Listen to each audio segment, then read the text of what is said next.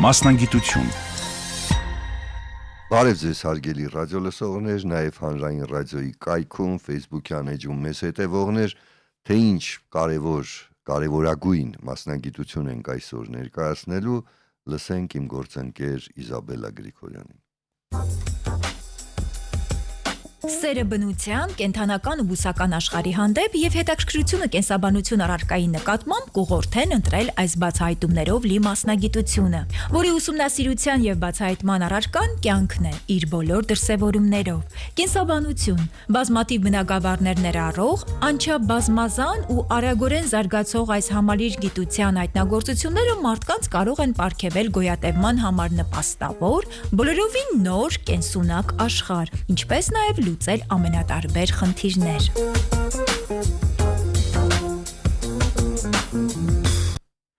Իմ զրուցակիցն է Երևանի պետական համալսարանի կենսաբանության ֆակուլտետի մարդու ու կենդանիների մորֆոլոգիայի ու ֆիզիոլոգիայի ամբիոնի վարիչ,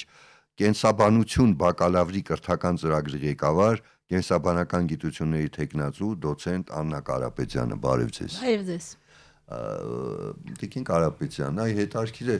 հիմա կենսաբանությունը, որ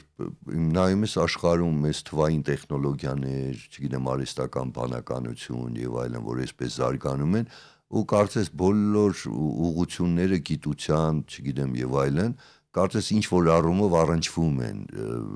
այդ զարգացումների, այդ թվային տեխնոլոգիաների եւ այլն։ Իսկ կենսաբանության մեջ այդ արհեստական բանականություն եւ այլն այսօր օգտագործվում է թե չէ եւ ինչպես, այ հետաքրքիր է։ Բարև ձեզ, շնորհակալություն նախավերի համար, արդեն հարազատ դարձած իմ ինձ առաստաղում։ Կենսաբանությունը գիտություն է կյանքի մասին։ Կենսաբանական գիտությունները, այսինքն այդ կյանքի տարբեր կենդանի օրգանիզմների մասին շատ են եւ բնականաբար արհեստական բանականությունը, դուք որ հարցնում եք, մտել է մեր կյանք եւ չի կարող անմասն մնալ կենսաբանությունից։ Արհեստական բանականությունը կարծում եմ ցանկացած գիտության համար դա գործիք է եւ ճիշտ օգտագործելու համար կհասնենք հաջողության։ Սխալ օգտագործելու դեպքում մենք պարզապես առաջ չենք գնա, որովհետեւ արհեստական բանականությունը ըստ էության գեներացրել է այնինչ կա, բայց զարգացում իմաստով, զարգացման իմաստով նա այնինչ որ նոր է ստեղծվելու, նա պետք է նրա մեջ մտնեն, այսպես ասեմ, ինքը վերցնի դա եւ այս իմաստով բնականաբար կենսաբանությունը այսօր ամենակարևոր զարգացող գիտություններից է, միշտ է եղել, բայց հիմա հատկապես այս դարը այդպիսին է, որ կենսաբանական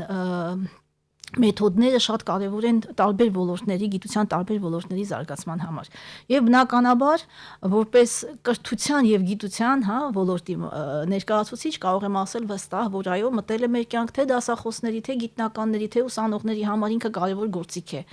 Եվ այս իմաստով նույնիսկ դասընթացներ են հիմա կազմակերպվում այդ ճիշտ օգտագործելու համար ուղղությամբ։ Դե օգտագործելը շատ լավ բառ է արհեստական բանականության, որտեվ այսպես բոլորը վտանգներ են տեսնում, որ շատերը, որ արհեստական բանականություն են, ֆանտաստիկ ֆիլմեր կան, չէ, շատ, հատկապես ամերիկյան, չգիտեմ, որ արդեն արհեստական բանականությունն է մեզ օգտագործելու, էլի ապագայում այս վախեր կան, եւ այս առումով, որ ասում եք օգտագործել, դա իհարկե լավ բան է, եթե ճիշտ օգտագործվի, այսպես ասենք։ Դե բժշկության մեջ գիտենք, որ շատերը արդեն կանխորոշումը, հիվանդության եւ այլն ավելի վստահում են արհեստական բանականությանը եւ այլն, բայց ես ձեր հետ համաձայն եմ, որ իհարկե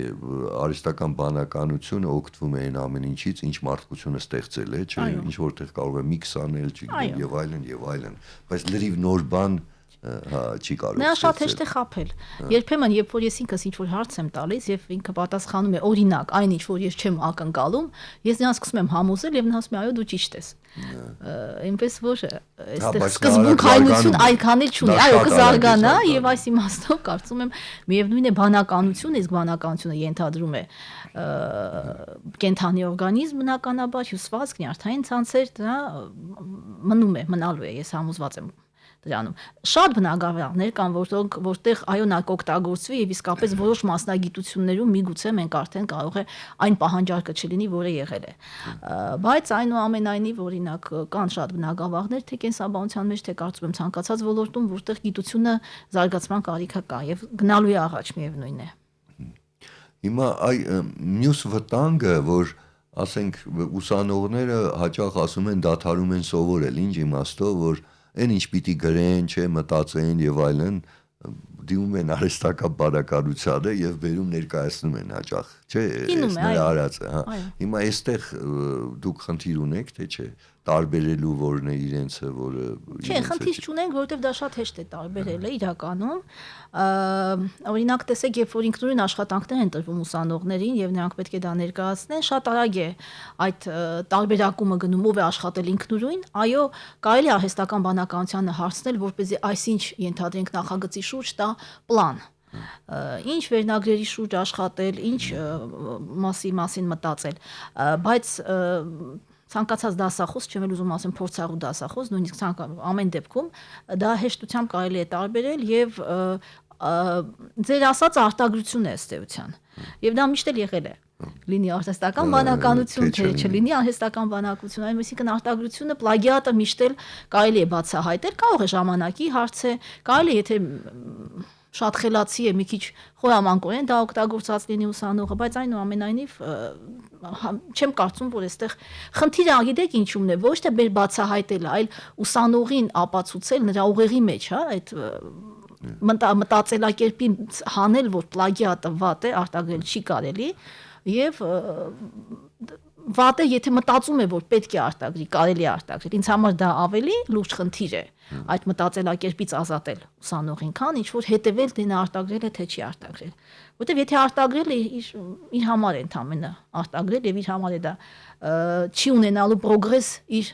գործունեությունը որպես ուսանող։ Տիկին Կարապետյան, ես միշտ մտածում եմ, որ առաջ, չգիտեմ, այն խորհրդային ժամանակ եւ այլն, այդ թուղթը, որ դիպլոմ է կոչվում, շատ կարեւոր էր։ Այն առումով, որ ասում էին ունի եւ այլն եւ այլն, բայց հիմա որ արդեն ասենք այդ պետական հաստատությունները ինչ որ չափով իրենց քանակով զիջում են մասնավորին եւ այլն, գիտելիքը թղթից ավելի կարեւոր է դառնում, չգիտեմ, օրինակ այդ թվային տեխնոլոգիաների բնագավառում, որ ասում են ծրագրավորող եւ այլն, երբեք դիպլոմ չեն հարցնում, ասենք, չէ, օրինակ ասում են, ես գիտես թե չէ, փորձում են, եթե գիտի, հա, հմտությունն են նայում։ Այնպես որ ես մտածում եմ, որ արդյոք այդ չի փոխվում, որ ուսանողը մտածի, որ գիտելիքի մասին, ոչ թե որ, ասենք, չգիտեմ, խափի, որ ունի այդ գիտելիքը, էլի, ինչ որ այս տենդենսը չի փոխվում արդյոք այս ժամանակներում, էլի, ըստ ձեզ։ Փոխվում է, որովհետև գիտեք, ամբողջ աշխարհում կա մի միտում, հետաքրքրությունը դեպի բարձրագույն կրթություն նվազել է։ Դա, այսինքն, այո, այլևս այդ բարձրագույն կրթությամբ չէ որոշվում, որով դրա պատճառները տարբեր են։ Մի կողմից կան հեշտ ըստ էության նախկինում ձեր ասած խորհրդային շրջանում ենթադրվում էր, որ կրթություն ստացած մարդը կունենա ավելի պատվաբեր, ավելի լավ աշխատանք, չէ, մոտիվացիան դա էր հիմնականում։ Այսօր գումար վաստակելու իսկապես տարբեր միջոցներ կան եւ մենք տեսնում ենք դա, սակայն միևնույն է, կարծում եմ, որ գիտեք, նախկինում ինչն էր խորհրդային շրջանում ուսանողի համար, օրինակ ես էի սովորում, գրադարան գնալ, գիրք պատվիրել, հիշում եք երևի, սպասել մի քանի օր այդ գիրքը կգա, այսինքն միակ ռեսուրսը հիմնականում դա էր։ Այսօր այդ ինտերնետային ռեսուրսները այնքան շատ են եւ համալսարաններն էլ ունեն գիտական պլատֆորմների, հա, բարձր արժեք ունեցող պլատֆորմների հասանելիություն են ցուցաբերում ուսանողների համար, ստեղծվում է դա կոնկրետ եթե խոսեմ Երևանի պետական համալսարանից, ապա այդ գրականությունը, այսինքն գիտելիքին ստանալ, ինֆորմացիա, հա, տեղեկություն ստանալը այլևս այն մեծ արժեքը չունի, ինչ որ նախկինում էր։ Եվ այսօր կարծում եմ կրթության հիմնական միսիան, առաքելությունը պետք է լինի սովորեցնել ինչպես սովորել։ Օրինակ, մեր լսարանային կոնտակտային ժամերը պակասել են ուսանողի հետ, բայց ուսանողի ծանրաբեռնվածությունը չի պակասեցրել, չի պակասել մեր ծանրաբեռնվածությունից։ Այսինքն այսօրվա հիմնական ուսուցման ձևը այն է, որ ուսանողին ուղղորդել եւ ինքը գնա, ինքը փնտրի եւ իրենը դարձնի այդ գիտելիքը։ Որտեղ հիմա հեշտ է գտնելը, համացանցում։ Այո, հեշտ է գտնելը։ Եվ վերարտադրողականությունը այլևս արժեք չի։ Նախկինում ոնց էր, ես ենթադրենք դասախոսություն եմ կարդում եւ հիմնականում շատ էսպիսի մի ստերեոտիպ կար, որ դասախոսը պահանջում էր, ասում էր ինչ որ ես քեզ տալիս եմ, դու դա ինձ վերադարձրու։ Բայց արդյոք դասախոսը ճիշտ էր, արդյոք նա ինչին տիրապետում էր, դա էր այդ գիտության, այդ առարկայի սահմանները, չէ՞ որ դրանք չէին, շատ անգամ շատ են այդ սահմանները։ Պիտի այդ բոլորը գրեին, որտեվ այդ գրականությունը չկար։ Երբեմն թելադրանքի էր վերածվել արդեն դասախոսությունը, ինչը բնականաբար այսօր վաղուց արդեն այդպես չէ, փոխվել է եւ այո, նորից եմ կրկնում, եթե օրինակ նախկինում ինչ որ առարկայի համար կար տարեկան կամ կիսամյակային ենթադրենք 120 ժամ, որից կեսը կարող է լինեին լսարանային ժամեր, դասախոսություններ, լաբորատոր դասեր, մյուսը ինքնուրույն, այսօր այդ ինքնուրույնի ժամը շատացել, այսինքն ուսանողը լսարանից շուտ է դուրս գալիս, բայց ենթադրվում է, որ համալսարանից շուտ չպետք է դուրս գա։ Տիկին Կարապետյան, այդ որոշ, ասենք, բնական գիտություններ, առարկաներ, մասնագիտություններ վերջի տարիներին լուրջ խնդիրներ ունեին, այսինքն նույնիսկ կար մասնագիտություններ, չգիտեմ, երկրաբանություն եւ այլն, որ պատվերով տեղեր անգամ չէին լրանում, չնայած ասում են, որ այս վերջի մի քանի տարում որոշ առաջընթաց կա այդ առումով շտկվել է։ Այդ ձեզ մոտ ինչպես է, որտեվ նայում ես կենսաբանություն, ովքեր շատ լավ գիտեն կենսաբանություն, մի քիչ էլ քիմիա, գնում են բժշկական համալսարան սովորաբար։ Ճիշտ եք ասում։ Այսպես։ Ինչ վիճակ է այս առումով։ Գիտեք, սրանք եւս ես կարծում եմ այդ ձեր ասած այդ ամեն ինչը ինչ որտեղ կարծրատիպերի հարցեր են, որովհետեւ նախկինում կենսաբանություն մասնագիտություն ունեցող, կենսաբանության որակավորում ունեցող մասնագետը միգուցե այնքան աշխատանքի իմաստով այդքան չէր կարող զբաղվածության տեղեր գտնել։ Այսօր դա այդպես չէ եւ այսօր այն կարծրատիպը, որ օրինակ այսօր գիտությունը եւ կրթությունը համատեղ են քայլում եւ իհարկե կա նաեւ կիրառական ասպեկտները դրանց։ Մեր եթե խոսեմ կենսաբանություն մասնագիտությունից, կոնկրետ կենսաբանության ֆակուլտետում կա երկու մասնագիտություն բակալավրի ծրագրեր՝ կենսաբանություն եւ կենսաքիմիա եւ կենսատեխնոլոգիա։ Երկուսում էլ մենք ունենք 30-ական տեղեր, որոնցից պատկերացրեք 2/3-ը 20 տեղ, ամեն մեկում 20 տեղերը դրանք անվճար սովորելու համար են, 10 վճարովի ուսուցման համար են արկա համակարգում։ Սա կարծում եմ մի կողմից մոտիվացնող է, բայց մյուս կողմից մեր պետական այդ հովանավորչությունը, կարևորությունը կենսաբանության դրա դրսևորումներից մեկն է, բնականաբար, հատկապես որ ես հենց այս բոլորովին վերջերս մեր մագիստրոսական ծրագրի շրջանավարտների այսպես ճակատագրով էի հետաքրքրվում եւ ի ուրախություն Երևանի պետական համալսարանի այդ մեր կենսաբանների պետք է ասեմ, որ նրանք գրեթե բոլորը աշխատում են իրենց մասնագիտությամբ։ Ովքեր էլ չեն աշխատում, ոչ թե չեն գտել ինչ որ, այլ միգուցե մի կան, որ փոխում են, բայց դա ցանկացած բնագավառում ինչքան կան բժիշկներ կան, որ ենթադրենք ունեն բժշկի որակավորում, բայց բժշկությամբ չեն զբաղվում հետագայում։ Այն նույնն էլ այս դեպքում մեր դեպքում է, հնարավորությունները շատ են, հատկապես պետք է ասեմ միջազգային ծրագրերն են շատ համալսարանում, համատեղ միջազգային կապերը եւ այդ հնարավորությունը, որ ստանալ փորձ գիտելիք ոչ միայն Հայաստանում, այլև արտերկրում, հատկապես արևմուտքում շատ գայթակղիչ է ուսանողների համար եւ տարեց տարի կարծում եմ այս բացը դիմորդները կշատանան։ Ես այդպես եմ միտումը տեսնում, չգիտեմ, ինձ այդպես է թվում։ Դե որովհետեւ շատերը մտածում են, որ կենսաբանություն, եթե իրենք կենսաբան են, երևի ամենից գործը պիտի լինի դասավանդում, ասենք դպրոցում կամ չգիտեմ որտեղ, եւ երևի այլտեղ չեն պատկերացնում, հա, բացի երևի կան լաբորատորիաներ, որ կարող են աշխատել, այսպես, հա։ Շատ են դրանք, այո, այդ ախտորոշիչ լաբորատորիաներում հիմնականում շատ կենսաբաններ են աշխատում։ Բոլորը մեծ ծանոթ դեմքեր են, երբ որ ես գնում եմ, եւ դա պատահական չէ, որովհետեւ բժշկագիտության մեթոդները դրանք մոլեկուլային կենսաբանության մեթոդներն են։ Բժիշկը բուժում է կոնկրետ հիվանդին, բայց հիվանդության բուժումը, հիվանդության ախտորոշումը, հա, հիվանդության բուժման հեռանկարները դրանք մոլեկուլային կենսաբանությունն են։ Եվ այս դեպքում, այո, ինչու՞ չէ, շատ անգամ ավելի ինչ որտեղ չէ մարդկային ճակատագրերից ինչ որտեղ, հա, բժշկի մասնագիտությունը դժվար է։ Դու ապրում ես ուրիշի համար։ Այս դեպքում այդ լաբորատոր ախտորոշիչ կլինիկաներում աշխատելը աշխատանքը շատ շատերին է հրապիրում մեր ուսանողներից, բայց մենք ունենք այլ բնագավառներ եւս։ Դրանք սննդի կենսատեխնոլոգիաներն են։ Դրանք այս կենսաբազմազանության ուսումնասիրությունը, հա, բնության պահպանություն, էկոլոգիայի մասով, դա դեղագործական ոլորտը ինչու՞ չէ, չասեմ, հարակից է մեզ, բայց նաեւ շատ կապված է մեզ հետ։ Եվ դրանք կան այդ աշխատանքի տեղեր, այսինքն հնարավոր է միշտ գտնել։ Դա մոտիվացնող է շատ ուսանողների համար։ Դե ես մտածում եմ, այ մենք զրուցում ենք, որ այստեղ էլ սեռային խնդիր կա, որ հիմա ավելի շատ մեծ մասը աղջիկներն են գալիս սովորում։ Դե ես ինչ որտեղ հասկանում եմ, որ տղաները սովորաբար ուզում են այնպիսի մասնագիտություն, որ շատ վաստակ են։ Դե աղջիկներն էլ հիմա այդ առումով հետ չեն մնում, բայց բոլոր դեպքերում աղջիկների մեջ, ասենք, այդ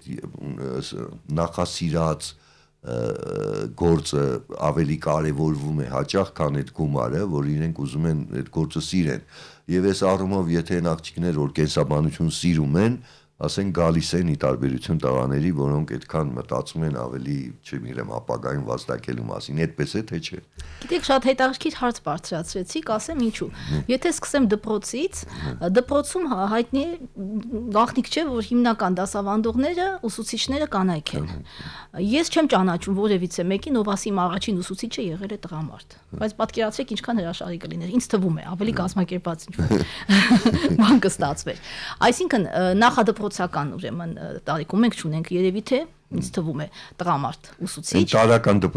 դպրոցի մասին եմ ասում, հետո կանայք, ստացվում է համալսարանում եւս դասավանդողների հիմնականը կանայք են, բայց այ հետաքրքիրը հետո է սկսվում, երբ որ դու բարձրանում ես ղեկավար պաշտոններին գնաս փորձես, այսինքն թեկուզ բժշկագիտության մեջ, այսպես բժշկության մեջ վերցնեմ, կլինիկաների ղեկավարներ, լաբորատորիաների վարիչներ, պրոյեկտորներ, ռեկտորներ, այստեղ արդեն տղամարդիկ են բնականաբար։ Ստացվում է, որ ինչ որտեղ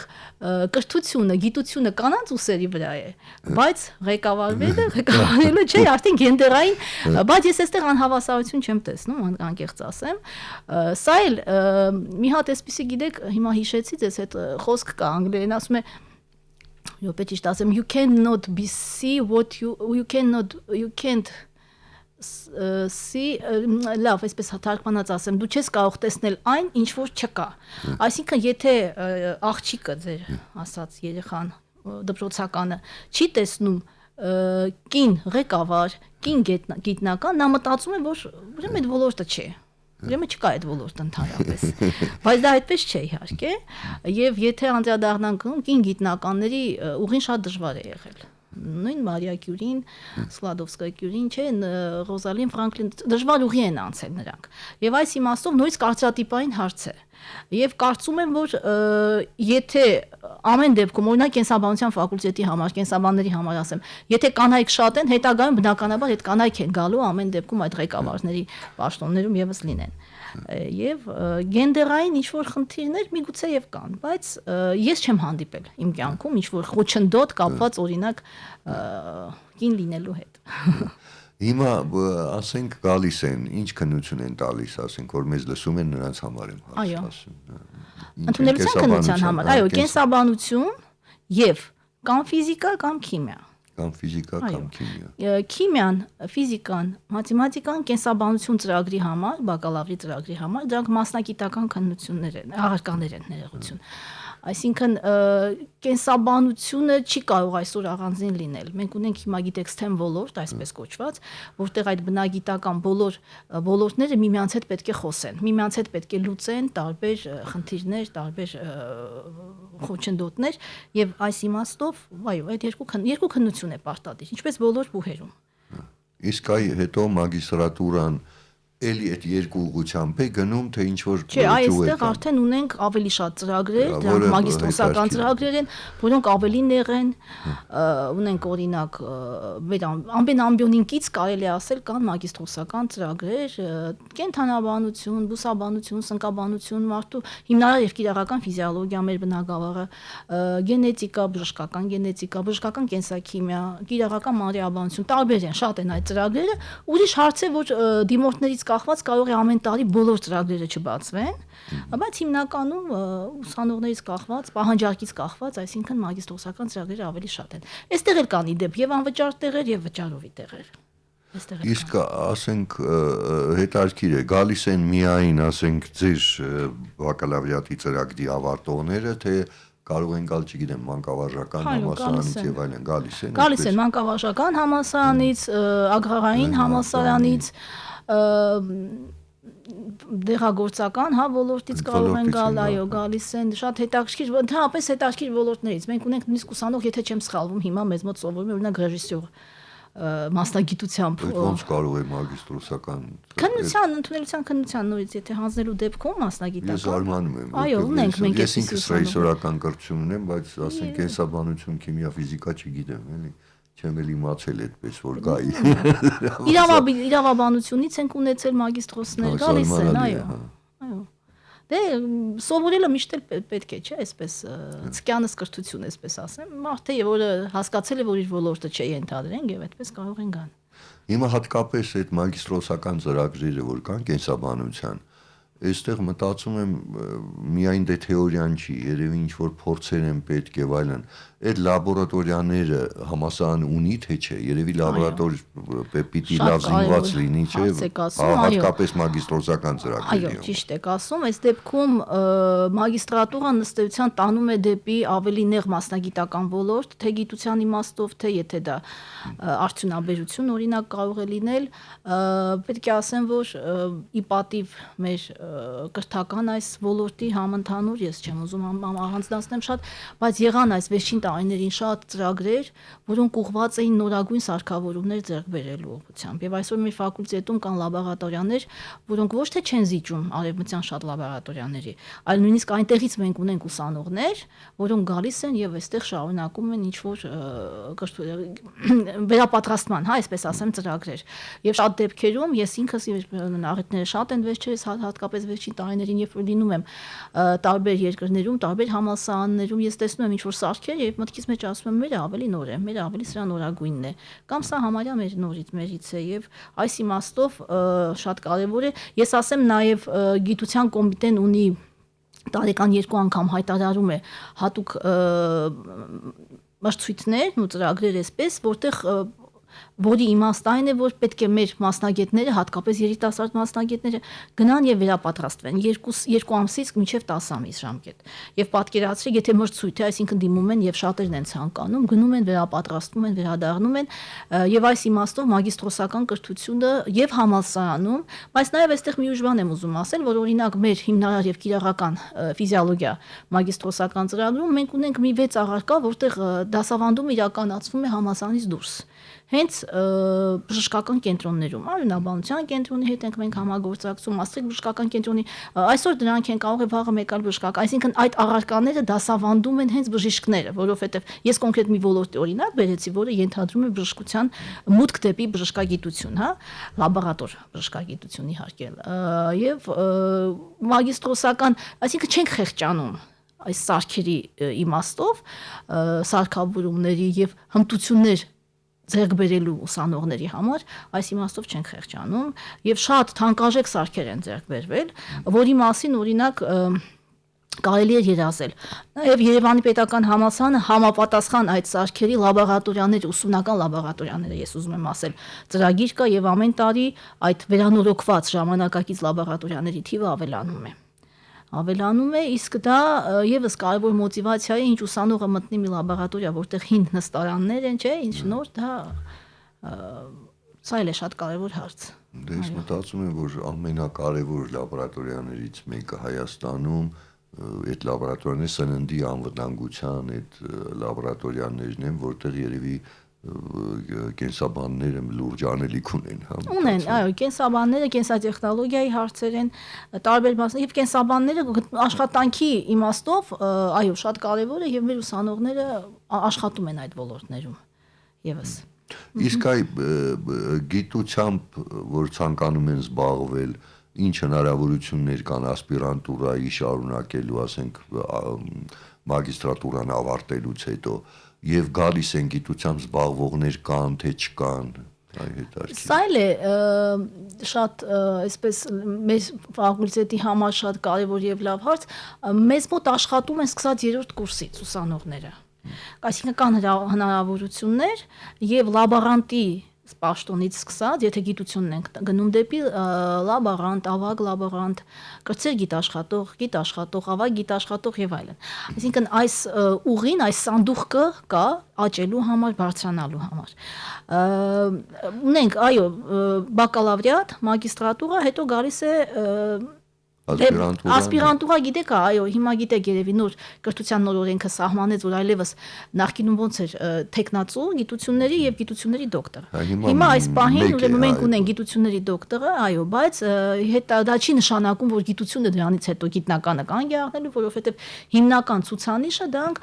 նրա գիտական ապրանքն են։ Իսկ ինչ է գիտական ապրանքը, որպեսզի իր արած գիտությունը հանրայնացվի։ Այսինքն այդ աշխատանքների արդյունքները հրապարակվեն բարձր ազդեցություն ունեցող ազդեցության բարձր գործակից ունեցող պարբերականներում։ Եվ այս դեպքում էլ մրցույթը կա նաև խրախուսում, որովհետև որ երբեմն այդ լավ պարբերականները գիտեք վճարովի են լինում, այսպես կոչված open access, եւ այդ վճարը իր վրա վերցրել է օրինակ Երևանի պետական համալսարանը, գիտության կոմիտեն, եթե դրանք Q1 ուրեմն կարգի ամսագրեր են, ապա եւ արդեն ընդունված է հոդվածը, ապա այդ վճարման գործընթացը վերցրել է իր ուսերին։ Այսինքն պետությունը, համալսարանը կողքին է, կարծես թե մեր կողքին է, դասախոսի կողքին է, գիտնականի կողքին է, երիտասարդի կողքին է, որովհետև բոլոր ծրագրերում պարտադիր պայման է, որ 5 հոգանոց խումբ է օրինակ, 1-2 հոգին լինեն երիտասարդներ, մինչև 35 տարեկան, նույնիսկ 3-4 կուրսից արդեն կարելի է աշխատել այդ ծրագրերում։ Դե ես մտածում եմ, որ համենայն դեպս Հայաստանին չի սպառնում, որ մի 30 տարի հետո կամ 20 մենք կենսաբան չենք ունենա, օրինակ ես երկրաբանության հարցում այդ վախը կար, որ չգիտեմ, ես վախենում եի, որ կարող եմ 20-30 տարի հետո Հայաստանը երկրաբան չունենա, էլի ինչ որ առումով, եւ շատ որ նայում էինք, ասենք մի քանի տարի առաջվա էլի վիճակին, կենսաբանության նման բան ամենայն դեպս չի սպառնում։ Հուսով եմ, որ չի սպառնում, այո, եւ երևի երկրաբան, դրանք շատ կելի հարցեր են, կարծում եմ։ Եվ այստեղ այս բոլոր այս մասնագիտությունների հետևում կանգնած է աշխատանքը բնականաբար։ Կա աշխատանք, կա զբաղվածություն, դրանք ունեն մեծ ավելի մրցույթային են։ Սակայն երբեմն դա էլ է խաբուսիկ, որտեղ մենք ունենք, կարծում եմ, մասնագիտություններ, որտեղ շատ մեծ մրցույթ է, բայց արդյոք բոլորն են կարողանում այդ մասնագիտության հետևից գնալ եւ իրենց աշխատանքը գտնել։ Ես կարծում եմ, չէ։ Եվ այստեղ մասնագիտական կողմնորոշումը ի դեպ շատ կարևոր է, որը մի գործընթաց է, որ պետք է սկսել դպրոցից։ Գիտեք, մենք ամեն տարի ունենք օրեր, երբ որ ընդունում ենք, միշտ մեր տեղները միշտ բաց են բոլոր դպրոցականների համար, ուսուցիչների համար, որովհետև գիտեք, հիմա դպրոցներում շատ նախագծային ծրագրեր կան, այսինքն որտեղ պետք է դպրոցը համագործակցի ուսումնական հաստատության հետ։ Հիմա Աննա Կարապետյանը չի զղջում, որ դարձել է կենսաբան։ Չէ։ Չեմ զղջում։ Ես հենց ուզել եմ կենսաբան դառնալ։ Ուզել եք կենսաբան լինեք։ Ես ուզել եմ կենսաբան լինել, ես երկան մեր ֆակուլտետում լինում է, երբ որ ուզել եմ բժիշկ դառնալ, չի ստացվել, բայց ոչ, ես ուզել եմ կենսաբան դառնալ։ Ես մաթեմատիկայում հանձնել ընդունելության կանոնության ժամանակ այն ժամանակ նույնիսկ մաթեմատիկա, կենսաբանություն հայոց լեզու եմ հանձնել, այո, 3 առարկա էր եւ չեմ զղջում։ Իսկ տանը կային կենսաբաններ, թե։ Կենսաբաններ չկան, բայց մոտ են, հարակից են, եղբայրս բժիշկ է։ Մայրս քիմիկոս է, հայրս ֆիզիկոս է, այսինքն այս իմաստով նման ենք, այո։ Նման ենք, այո։ Հա, բնագիտական է։ Ընտանիքը, այնպես որ ընտրությունն էլ երևի բնական էր։ Այո, երևի, այո։ Եղբորս տղան օրինակ ընտրել է ֆիզմատ դպրոց, այսինքն նորից այդ ուղղությունը ինչ որ ունի։ Կա։ Դե ինչ հուսանք, որ մենք կենսաբանության բնագավառով աշխարհից հետ չենք մնա, հատկապես որ ասեցիք այդ լաբորատորիաները վերազինված են մեր եւ այլն, որտեվ այսօր նայում եմ, սա իսկապես շատ կարևոր գիտություն է, որ նայում ես ինչ զարգացումներ ունի աշխարհի մասշտաբով էլի, եւ շատ կարևոր է, որ մենք էլ այդ դուրս չմնանք այդ զարգացումից, որ նայում ես էլի։ Հուսով եմ այդպես կլինի։ Հուսով ենք, որ այդպես կլինի։ Դե շնորհակալ եմ, որ եկաք, հիշեցնեմ կրկին, որ իմ զրուցակիցը Աննա Կարապետյանը Երևանի Պետական Համալսարանի կենսաբանության ֆակուլտետի մարդու ու կենդանիների մորֆոլոգիայի եւ ֆիզիոլոգիայի ամբիոնի վարիչն է, կենսաբանություն բակալավրի կրթական ծրագրի ղեկավարը, կենսաբանական գիտությունների թեկնածու է, դոցենտ։ Նրա հետ զրուցեց Ստեփան Զաքարյանը, կհանդիպենք։